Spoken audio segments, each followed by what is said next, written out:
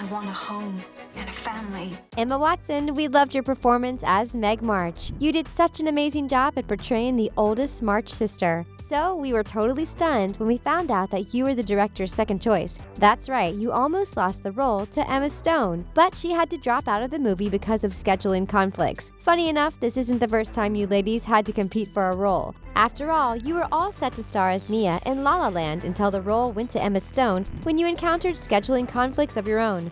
What are the odds of that? The newest adaptation of Little Women just hit the big screen, and it was everything we dreamed of and more. Everything was exquisite, from the cast to the costumes to the revamped storyline. But fans of the 19th century novel are quick to point out that the movie was very different from the books. Keep watching to find out how the movie's leading ladies differ from the novels in the most ironic way possible.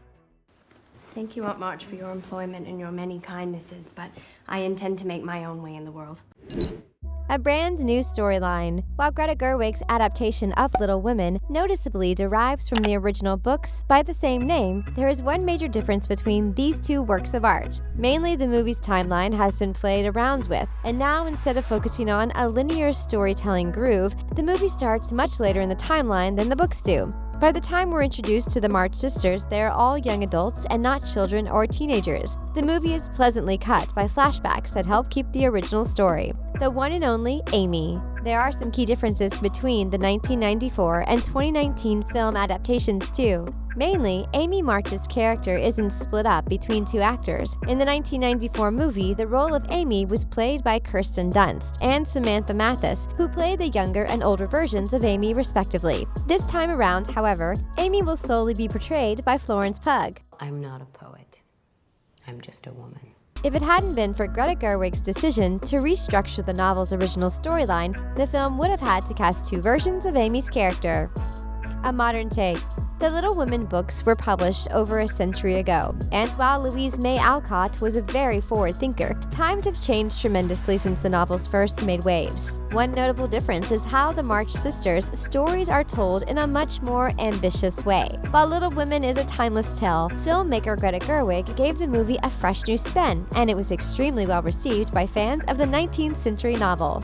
Jo's point of view. Another big difference between the books and the movie is the narrative. The 2019 remake of Little Women is told through Jo's point of view.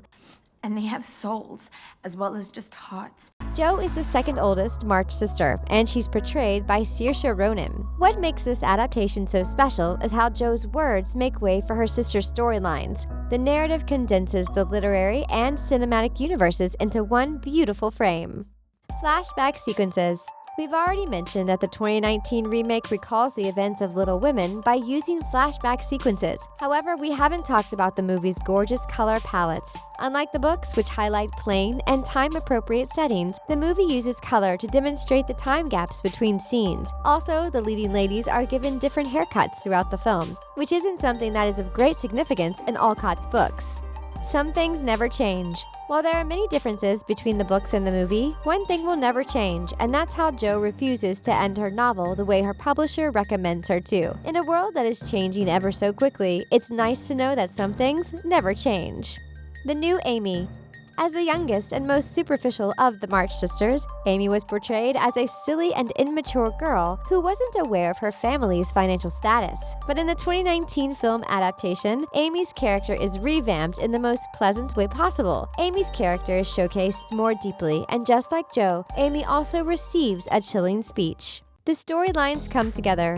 One of the most satisfying parts of the movie is when all the storylines finally combine, making way for a very emotional moment. However, since the remake focuses on the inner workings of the March family, many beloved characters from the books didn't receive nearly as much screen time as some viewers would have hoped for.